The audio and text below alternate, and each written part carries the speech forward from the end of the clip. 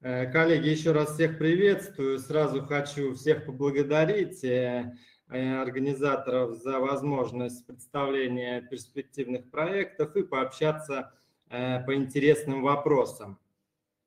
Хочу начать с того, что интенсивное развитие растениеводческой отрасли России испытывает высокую потребность в экономически эффективных и экологически обоснованных удобрениях. Среди множества разных видов удобрений микробиологические формы играют особую роль, так как микроорганизмы выполняют ключевые задачи и участвуют в самых разнообразных биоценозах. В настоящее время наименее изученными остаются фотосинтезирующие микроорганизмы. Это цианобактерии и микроводоросли, которые участвуют в пищевых цепях и являются продуцентами органического вещества. В связи с этим они имеют большой потенциал в почвоведении и растениеводстве. Эти микроскопические растения по скорости роста превосходят все виды растений, и при идеальных условиях они могут поделиться в 32 раза за одни сутки.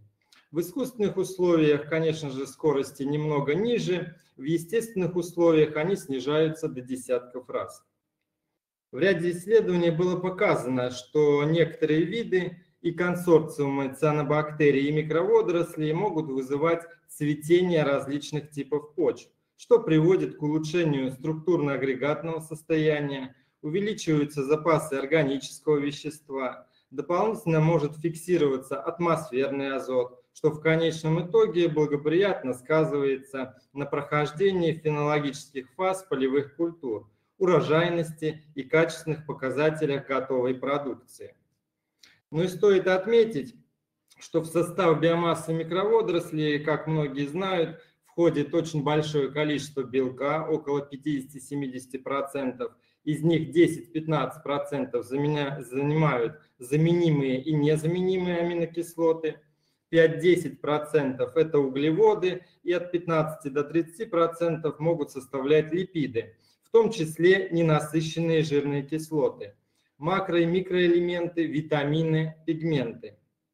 Стоит отметить, что производство микроводорослей задействует в своей технологии углекислый газ, а также в качестве питательной среды могут быть использованы отходы животноводческих комплексов, что значительно снижает нагрузку на нашу экосистему при разработке таких удобрений. И при таком подходе мы решаем одновременно две задачи: производим новые удобрения и утилизируем отходы с углекислым газом.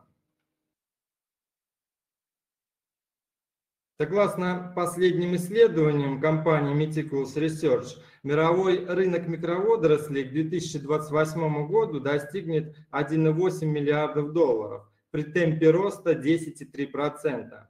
Основную долю рынка занимают известные цианобактерии и микроводоросли спирулина, хлорелла, дунулиелла и гематококус. Ну и рост этого рынка в основном объясняется эффективностью продукции из микроводорослей, так как она является натуральной, и за счет ценного состава с их помощью можно решать самые разнообразные проблемы, увеличивать урожайность сельскохозяйственных культур, повышать сохранность и продуктивность животных.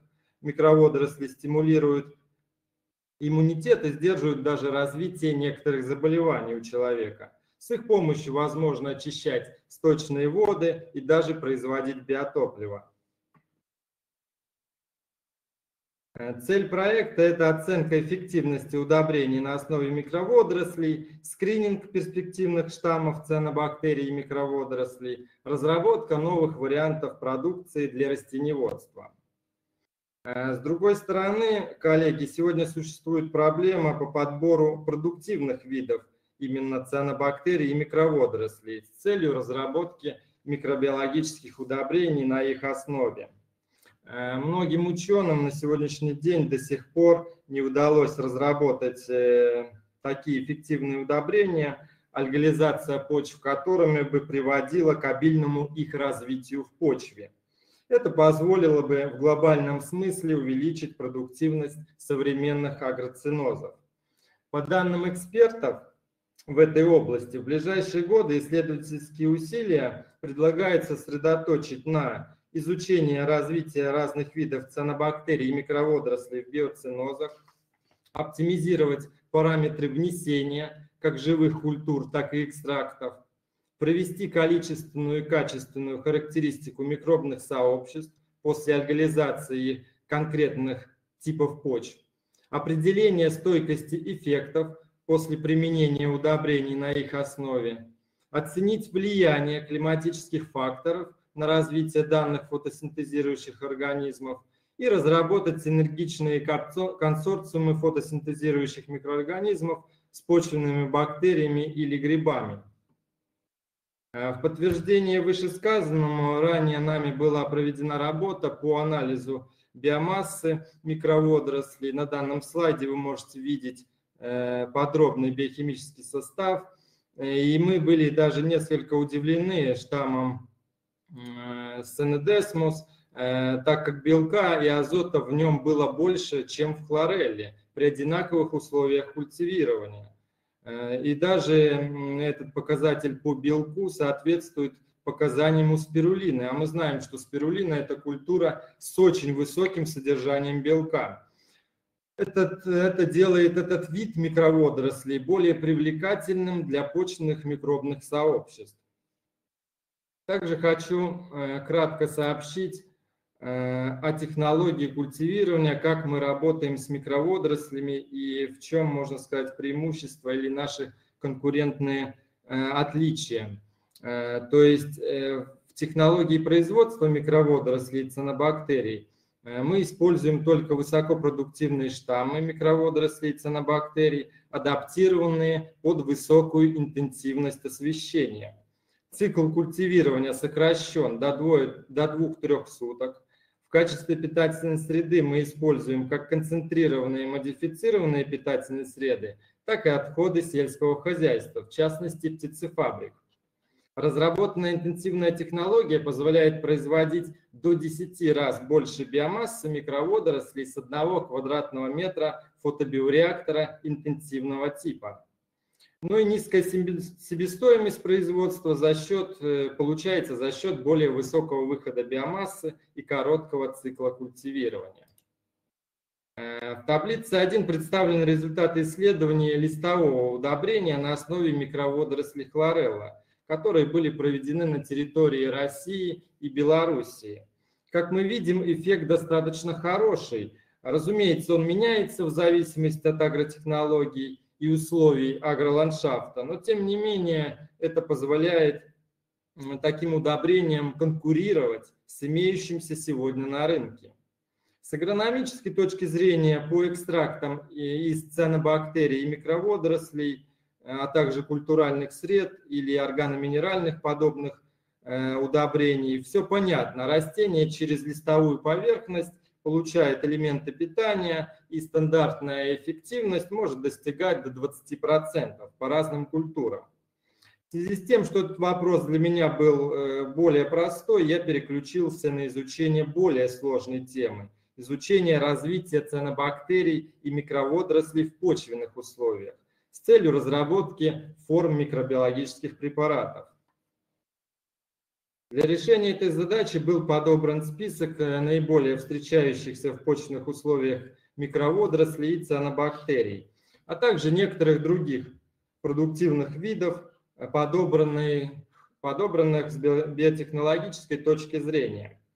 В лабораторных условиях был проведен скрининг на потенциальную продуктивность и на стандартных средах и на средах на основе почвенной вытяжки из черноземных почв. Исследования еще продолжаются, но я поделюсь с вами той информацией, которая уже была получена. В таблице 2 представлены данные, которые получены после скрининга. Часть культур цианобактерий и микроводорослей были выбракованы по самым разным причинам. И здесь справа в столбце я представил только те виды, которые оказались более продуктивными и которые переходят на следующий этап исследований. Другая важная задача заключалась в том, чтобы оценить, как цианобактерии и микроводоросли развиваются вместе с бактериями или почвенными грибами. Исследование начал с микроводоросли Chlorella saraceniana, которая была получена из коллекции Института физиологии растений. Так как другие культуры я еще не успел подготовить, исследования проведены именно по этой культуре. Но и в ряде зарубежных работ меня также заинтересовала некоторая информация по этой культуре и ее симбиотическим отношениям с бактериями рода Bacillus, а также триходерма и некоторых других видов. При оценке влияния консорциума микроорганизмов на деление клеток микроводорослей хлорелла было установлено, что они не угнетали развитие хлореллы, а наоборот способствовали ее росту. Как мы видим из данного графика, в контрольном варианте численность клеток на 7-е сутки составила 120 миллионов клеток с микробиологическим удобрением Экостерн на основе бактерий Bacillus, Azootobacter, Enterobacter, Enterococcus, Trichoderma. И продуктивность увеличилась на 113 миллионов клеток, что считается достаточно высоким результатом. Второе удобрение Геостим на основе микроорганизмов Azomonas, Azootobacter, Trichoderma также положительно повлияло на численность клеток, которая увеличилась до 188 миллионов. Полученный эффект был обусловлен симбиотическим эффектом изучаемых микроорганизмов, которые хорошо развиваются на органической питательной среде в аэробных условиях, создаваемых хлореллой. Судя по продуктивности микроводорослей и количеству углекислого газа, выделяемого бактериями, было достаточным для получения высокой плотности культуры. Так, следующий слайд.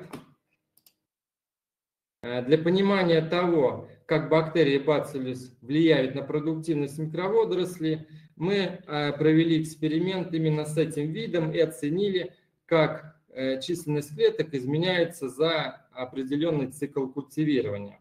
Здесь мы видим, что в контрольном варианте численность клеток составила всего 65 миллионов. Ну, в принципе, это тоже хороший результат, но с применением бактерий группы Bacillus удалось увеличить количество клеток на 39%. Также хочу отметить, что все мы знаем, для микроводорослей необходимо использовать в производственных условиях углекислый газ, потому как у них имеется такая особенность усваивать полноценный углекислый газ в его сжиженной форме. Как, например, цианобактерии могут использовать и ионы HCO3, им более просто развиваться. И таким образом, используя бактерии рода Bacillus, мы можем частично заменить использование углекислого газа и также получать удобрения уже по сниженным затратам, по производственным затратам. Так, следующий слайд.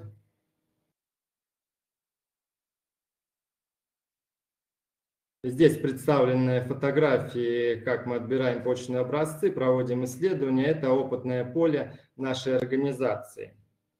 В данном проекте также была поставлена задача по идентификации естественного альгобактериального сообщества. Исследования начались в 2022 году. И главной целью является увеличение продуктивности агроцинозов с применением продуктивных штаммов цианобактерий и микроводорослей. Работа ведется как с применением стандартных альгологических методов, так и использованием ДНК-метабаркодинга. На данном слайде представлены данные по почвенным образцам с полевого опыта по биологизации земледелия. Изучаемая культура озимая пшеница. Первый вариант без применения удобрений, здесь мы видим S1. Второй вариант с минеральными удобрениями в дозе НПК 60 кг действующего вещества на гектар. И третий вариант – увеличенная доза 100 кг действующего вещества на гектар. Это S3 вариант. Наглядно видно, что большее количество и разнообразие цианобактерий было с дозой одинарной на варианте S2. Здесь я выделил род, здесь я выделил цианобактерий. По микроводорослям данные еще обрабатываются, я их представлю в будущем докладе. Хочу подчеркнуть, что в стандартном ДНК-анализе биоинформатический поиск таксонов проводился по стандартной базе цианобактерий, но в данных исследованиях мы также дополнительно проверяли еще те потенциальные виды, которые часто встречаются на черноземных почвах, и что позволяет судить о более достоверном подходе. Результаты получены еще не все, но думаю, они будут интересными, так как в центрально-черноземном регионе глубоко данный вопрос не был изучен. Ну и к тому же изменились агротехнологии, которые оказали сильное влияние на развитие почвенных микроорганизмов. Будет интересно в будущем это сравнить. Это я расскажу в своих будущих докладах. На данном слайде представлены варианты удобрений на основе цианобактерий и микроводорослей. Они могут быть органические, органоминеральные, микробиологические, ну и в принципе все те, которые представлены по категориям в нашем российском каталоге пестицидов и агрохимикатов. Стоит отметить, что интересным органическим удобрением становится органическое удобрение на основе куриного помета, так как на таком субстрате цианобактерии и микроводоросли лучше развиваются и получается двойной синергетический эффект. Также пару слов хочу сказать об ожидаемом эффекте. Мы все знаем, что естественная продуктивность цианобактерий и микроводорослей, по данным разных авторов, в том числе известной, уважаемой Эмилии Адриановны Штиной, составляла и колебалась от 20 до 600 килограмм на гектар. То есть это очень большие цифры.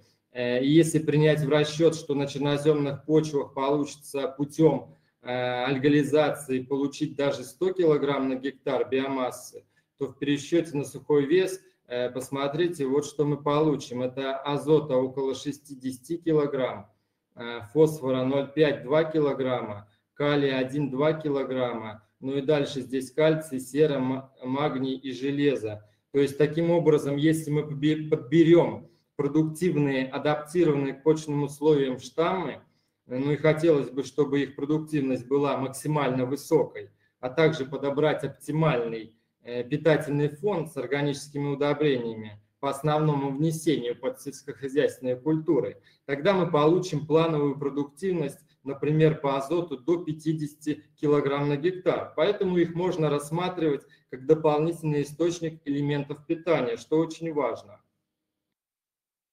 Ну и кратко сообщу об экономической составляющей. Здесь мы видим, что если использовать удобрения даже в жидком виде на основе микроводорослей и цианобактерий при средней цене 400 рублей за литр и затраты на обработку при этом составляют около 800 рублей на гектар. Далее мы можем принять среднюю урожайность озимой пшеницы в 6 тонн с гектара. Мы знаем, что цена реализации примерно составляет 12 тысяч рублей. И здесь мы получаем, что условно чистый доход может составлять с 1 гектара 6400 рублей, что делает эти удобрения на основе микроводорослей или цианобактерий конкурентоспособными и эффективными. Так, спасибо, мой доклад окончен. Спасибо за внимание еще раз. Если имеются вопросы, я с удовольствием готов на них ответить.